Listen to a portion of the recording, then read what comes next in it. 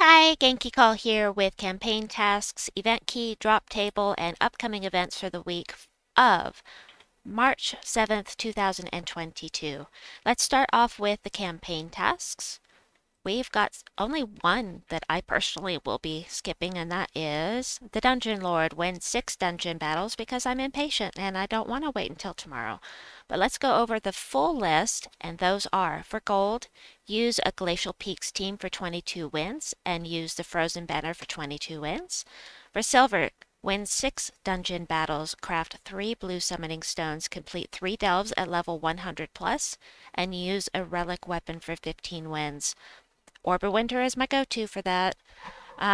For bronze, we have open 2 event chests, use Frost Mage class for 4 wins, explore Glacial Peaks 1 time at depth 9 plus, or difficulty 9 plus, excuse me. Complete 1 adventure board, earn 200 gold in battle, kill Scotty 1 time, and this is incorrect. Scotty is not in the weekly event. So you'll have to find her in PvP or in Glacial Peaks mythic boss battles. Match 90 blue gems in battle. Use a vault key to kill 1 treasure gnome and get 9 Fey kills. And earn 80 souls in battle. Alright, so that is what we've got for campaign tasks this week. As far as the event key drop table, it's, maybe a pass this week. The mythics that we have here are, you might want one of them. Let me show you what we've got here. Base rarity. So the mythics we have are Scotty, she's okay. Freeze and mana burn the first 2 enemies, knock them to the last position, and summon Queen Mab. The only thing that makes her any different here than Queen Mab is the fact that she freezes and she moves them to the last position. She doesn't even hit all of them, which Queen Mab does, and Queen Mab freezes on match 4s. So if you get Scotty and you don't have Queen Mab, might be useful. The one thing that Scotty does have going for her is this snowstorm. Create an ice storm at the start of every turn. This is the only troop in the game that creates a persistent ice storm. As far as I know, I don't think there are any others. As far as Ulor goes, he is actually quite good. I think he's actually really powerful. He's just not used a lot. But the times I have used him, like in Guild Wars, he has absolutely saved the day. Eliminate attack from the first 2 enemies, eliminate magic from the last 2 enemies, and drain all mana from the 2 strongest enemies. So it's a certain type of playstyle not everybody is going to enjoy, but he is highly effective when I have used him. As far as traits go, freeze and fairy fire a random enemy when matching blue gems. The fairy fire is very powerful. It makes you do an extra 50% damage with your spell. So if you were to have a base on your spell of 50, you add 50%, that would make it do 75 damage instead of 50. So fairy fire is really nice. I really like this last trait on him. As far as the other troops go, Borealis, actually, I take it back. Borealis is on one of my favorite Zolgoth teams. She has 65% skull damage reduction and does triple skull damage to frozen enemies. So I use her with High King Iron Gut, who freezes everyone. I don't ever have to cast with her. I leave her at the front of the team where she absorbs all the skulls and then she does triple skull damage. It's great. And she does freeze all enemies if you need that. So even if I have in the past lost my Zolgoth and I still won the level 12 Explorer because of this freeze and triple skull damage. So Borealis is actually really good. I really like this troop a lot. Frost Feather does damage to all enemies. This is not very high, but if you take her into a delve environment, she hits much harder because of your horde. The horde makes a huge difference, and so I actually like using her in a delve environment. She also curses all enemies, which can be very helpful if you have something that's immune to devour, for instance, like High King Iron Gut, who is in the Soul Forge right now. Yes, um, the curse will make it so that they are able to be devoured. And she freezes all enemies when she dies. And she gains magic every time an ally casts a spell, so this number here in purple goes up and up and up. Queen Mab, really like Queen Mab, but she is very situational because so many troops are immune to mana burn. What mana burn does is it takes the mana that they've collected, say they've collected 10 mana, and then she will do that much damage plus this number here. This is her magic. So 39 plus 10 would be 49 damage to one troop. Another troop has no damage, so she'll only, or no mana, so she'll only do 39 damage.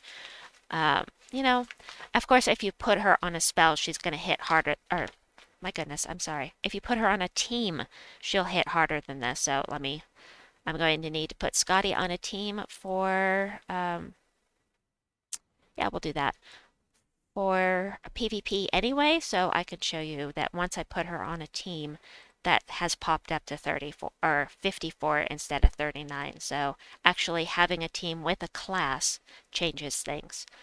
Um, anyway, let me not put that on here. We'll just put this, and I will put this into PvP for anybody that needs it. All right, let me go back up here, go over a few more of these troops. You will not be able to get the Mirror Queen. The Mirrored Halls troops you have to get from the faction in the underworld, and it's directly below where Glacial Peaks is.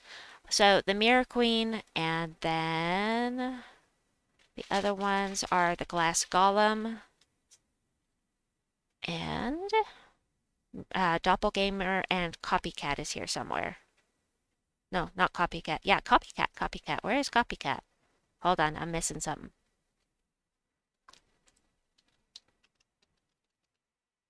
Meh, meh. I hate it when I lose my train of thought. I must have just. There she is, Copycat. So those four troops you will not be able to get with your event key drop table or event keys. Everything else you see here you will be able to get. If you get lucky, you'll get Ulor or Borealis. Those are the two main draws here, in my opinion. Daughter of Ice, however, Daughter of Ice is an empowered mana converter, and she conjures an ice storm. So this is actually one more that is super good here at Glacial Peaks. Very, very desirable. For the rest of them, not so much. Ice Orca is a bounty troop that can devour, but and it has 65% skull damage reduction, which is nice, but hopefully you already have that. And then the Doom, you will not be able to get the Doom. The Doom you can only get from Tower of Doom. So 5 troops you cannot get with your event keys, and the rest you will be able to get. I apologize for just drawing things out. I'm not intending to do that. So we need to head into troops now. I won't be using, not troops, shop. I won't be using any event keys except for what is required. I have all of the Glacial Peaks troops, so I'm going to grab my Spoils of War first and get the max of 10. I recommend that you do this every week because 10 of these for this much glory is a really good deal. If you can afford it, do yourself a favor and do that every week. Every event key is a chance at a mythic. And then as far as the weekly troop, Saga. Saga does damage to all enemies boosted by blue and frozen enemies. So I like that. I love troops that do damage to all enemies. And her base damage is the same for me as it is for Frostfeather. And so that means, considering the fact that she's an epic troop, that kind of makes her stronger than Frostfeather in a way. And she does summon an Ice Storm at the start of battle. Love that. And immunity to frozen, which is very nice. So I recommend that you get this as many copies as you can. If you're lower level, I always do it up to mythic level so that I have a guaranteed level 20 troop for when it comes time to get those power levels up. Also, you get all of these resources, and these are very, very nice to have, especially if you're lower level.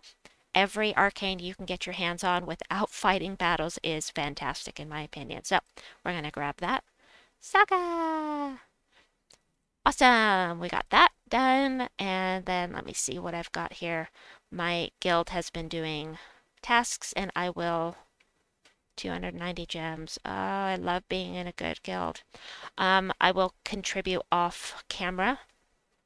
Let's see. Also, upcoming events for the week. So, we have on Tuesday, we have Mirrored Hall's Faction Assault. I was just going, I just showed you the Mirror Queen. She is one of the troops from Mirrored Halls.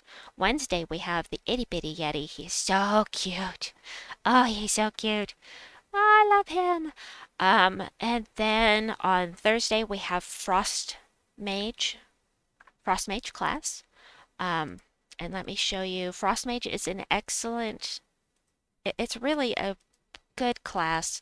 Until Elementalist came around, it was my go-to way um, to stop goblins because there's a 25% chance to freeze a random enemy when an ally casts a spell. So that freeze will stop goblins from loop or anything from looping. Also, the class weapon, the Orb of Winter, is one of my favorites. It self-enchants, does damage to all enemies, boosted by frozen enemies with a ×5 base ratio. That's up to an extra 20 damage per troop. So, love this class weapon. It's one of my favorites, as I just said. And then this weekend we have Bounty. Oh, Bounty. Coming up again. Hopefully, it will be a good one. Anyway, as of tomorrow and Wednesday, tomorrow will be the live stream for Mirrored Halls, and Wednesday will be my team building live. And I do have codes to give out for those now. Infinity Plus 2 has graciously gifted me with some codes to give out to my viewers, so please join me. And the more subscribers I get, the more codes they will give me to give out. So, anyway, that is it for your rundown for the week. I will be back with Soulforge and the weekly event. Please like and subscribe, and we'll see you soon. Bye bye!